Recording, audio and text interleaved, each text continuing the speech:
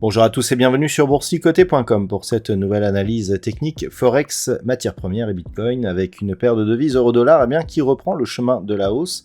On avait ici une dynamique qui commençait à se développer. On voit bien ici l'alternance de contact entre la bande de Bollinger et la moyenne mobile 20 exponentielle. Donc on est toujours ici dans cette dynamique. On est même revenu ici mettre une grosse pression sur cette bande de Bollinger supérieure. On a cassé ici la zone des 1,063035, ce qui valide la reprise haussière. Et lorsque l'on observe un petit peu plus loin, eh bien on voit ici que la cassure de cette zone nous donne un vrai signal de retournement. Donc là, on a pour objectif désormais la zone des 1,0780 qui, alors d'un point de vue moyen terme, est encore, voilà, on le voit bien ici sur cette vue en daily, cette zone ici des 1,0780, on a eu un contact, deux contacts avant la cassure et l'accélération. D'un point de vue moyen terme, alors d'un point de vue court terme, là clairement on est en dynamique haussière. Par contre, d'un point de vue moyen terme ici, eh bien, il faudrait vraiment casser cette zone qui était support. Si celle-ci se transforme en résistance, on aura certes un mouvement court terme, mais qui s'inclura comme un rebond technique dans une dynamique moyen terme qui resterait baissière. Donc c'est le principal objectif de cette dynamique, 1,0780. En fonction du test de cette zone, on pourra éventuellement conclure à un retournement majeur de la tendance ou à une reprise baissière par la suite. D'un point de vue H4, on est dans une très belle dynamique ici. Attention, on commence déjà à avoir des petites divergences ici sur les histogrammes du MACD. C'était pas très dynamique au niveau du RSI. On est en zone de surachat ici, mais ça reste très léger. Donc attention aux signaux de fragilisation de cette dynamique haussière. Sur la paire de devises livre sterling contre dollar américain, on revient ici au contact de la zone des 1,2610. Cette zone ici qui était résistance, eh bien on est revenu la tester et pour l'instant il n'y a pas de dépassement. Donc là aussi on prend une petite option haussière par rapport à cette dynamique, mais pour l'instant on n'y a pas de cassure. Donc on reste dans une tendance qui est haussière là aussi d'un point de vue court terme, mais d'un point de vue moyen terme il faudrait vraiment casser cette zone ici pour vraiment retrouver un signal de retournement, car là aussi lorsque l'on passe en vue daily, on voit que l'accélération ici, notamment au franchissement de la zone des 1,30, a été très forte.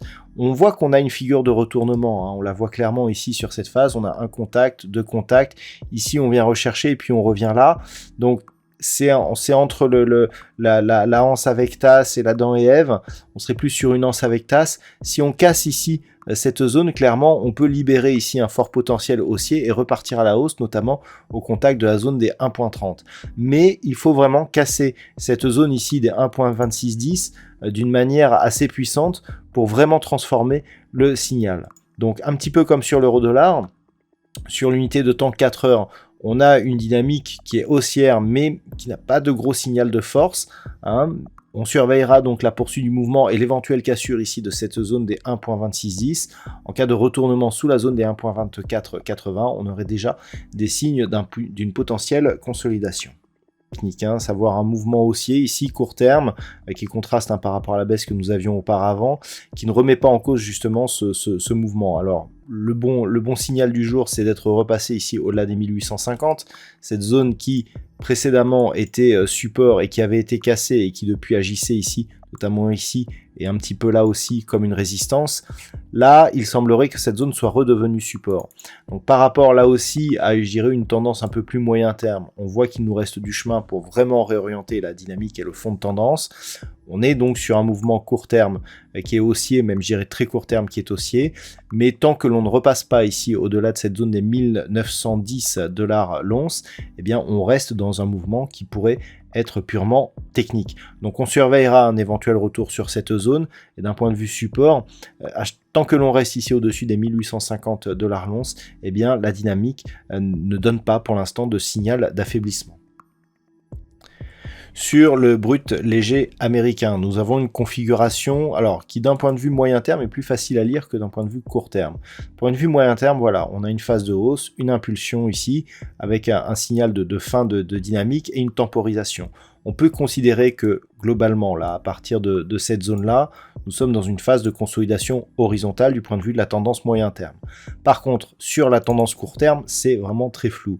On n'a pas de tendance de fond, hein, c'est-à-dire que dès qu'on a un mouvement ici et que l'on arrive sur les zones majeures, 110, 115 $ le baril, clairement on a beaucoup plus d'hésitation. Donc on peut continuer à avoir d'un point de vue court terme des mouvements assez erratiques.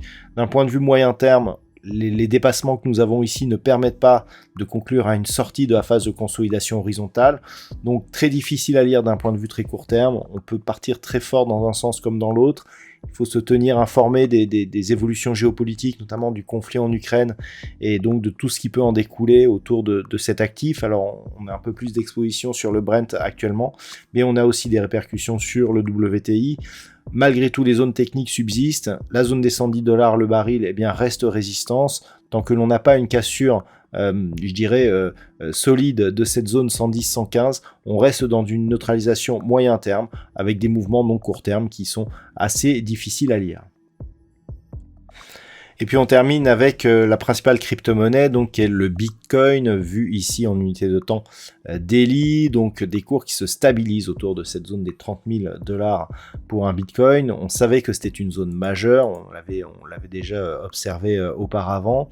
Lorsque l'on regarde donc la tendance moyen terme, on voit que cette zone a souvent été testée. Clairement, on est sur une phase de test un peu comme nous l'avions ici sur cette zone d'évolution. À partir de là, si on repart à la baisse, clairement, on a des signaux baissiers qui vont s'ouvrir avec des objectifs proches des 15 000 $ pour un Bitcoin. Tant que l'on résiste, on peut être dans un range moyen-long terme. Donc le range, il sera assez haut. Hein. On a pas mal de volatilité sur cet actif, donc entre 30 000 et 60-70 000.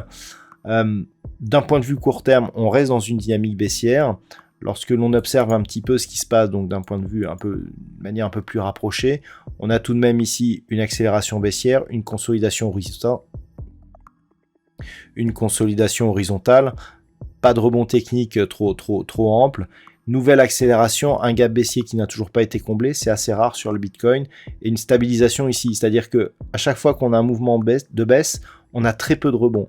Et ça nous indique que la tendance de fond, elle est toujours bien installée. Donc pour l'instant, il n'y a pas, je dirais, de signal qui pourrait nous indiquer que le Bitcoin pourrait rebondir fortement et repasser par exemple au-delà des 36 300 $ pour un Bitcoin. Au contraire, on est dans une phase de stabilisation. D'un point de vue court terme, ça ressemble même à un triangle symétrique, on le voit ici clairement sur cette partie-là et sur cette partie-là. Donc attention, le signal d'un point de vue court terme pourrait nous être donné par une rupture de cette zone ici. On voit ici un support secondaire proche des 28 500 $ pour un Bitcoin. Une rupture après cette phase de consolidation ici, une rupture de cette zone pourrait nous indiquer que le Bitcoin pourrait repartir dans une évolution baissière. Voilà donc ce que l'on peut dire sur cette analyse technique Forex, matières premières et crypto-monnaie. Je vous souhaite de passer une très bonne soirée et on se retrouve donc dès demain pour d'autres analyses techniques, toujours sur le site boursicoté.com.